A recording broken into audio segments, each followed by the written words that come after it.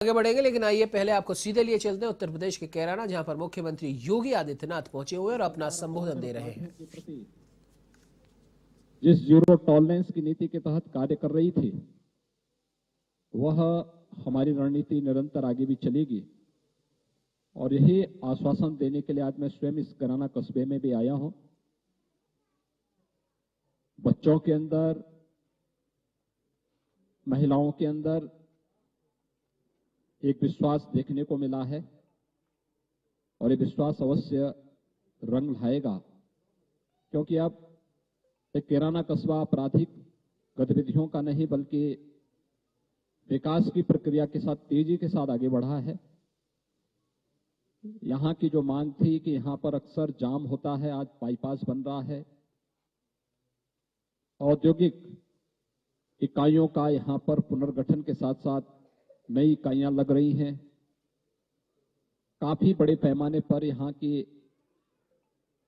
जो औद्योगिक प्राधिकरण है उसके माध्यम से विकास और निवेश की जो संभावनाएं यहां पर बनी है, उसके माध्यम से बहुत सारे लोगों को स्थानीय स्तर पर ही रोजगार मिलना प्रारंभ हुआ है, व्यापार बढ़ना प्रारंभ हुआ है।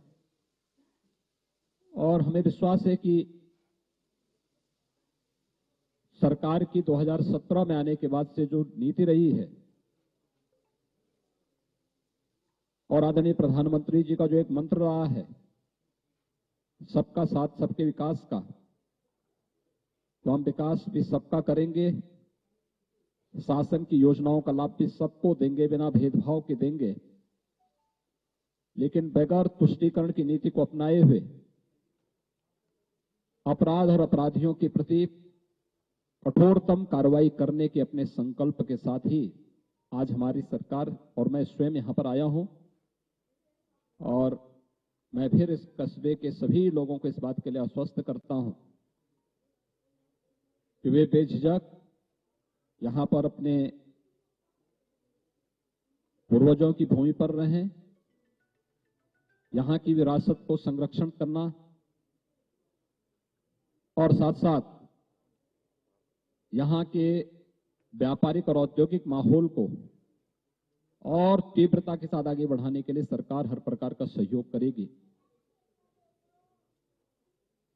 पिछली समाजवादी पार्टी सरकार के समय जिन परिवारों को क्षति पहुंचाई गई थी, उनके परिवार के सदस्यों की निर्मम हत्या हुई थी। मैंने जिला प्रशासन से इसकी पूरी रिपोर्ट मांगी है। उसमें से बहुत सारे दोषी कार्रवाई उनकी हो चुकी है। सरकार उनको कुछ कंपनसेशन भी देगी, मुआवजा भी देगी, जिससे वे लोग फिर से यहां पर अपने व्यवसाय को और अपने अन्य आर्थिक गतिविधियों को बढ़ा सकें और हर व्यक्ति शांतिपूर्ण तरीके से, सौहार्दपूर्ण तरीके से यहां पर रह सके।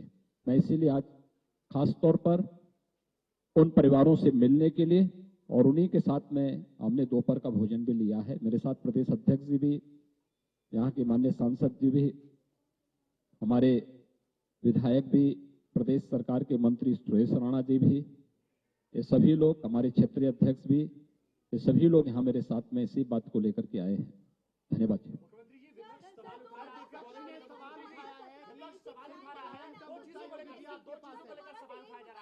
पहला एक कहा जा रहा है आप एक धर्म विशेष की राजनीति कर रहे हैं, दूसरा आपके आने की टाइमिंग को लेकर कि तब चुनाव थे तब आप आए थे और अब चुनाव है इसलिए आप आए हैं।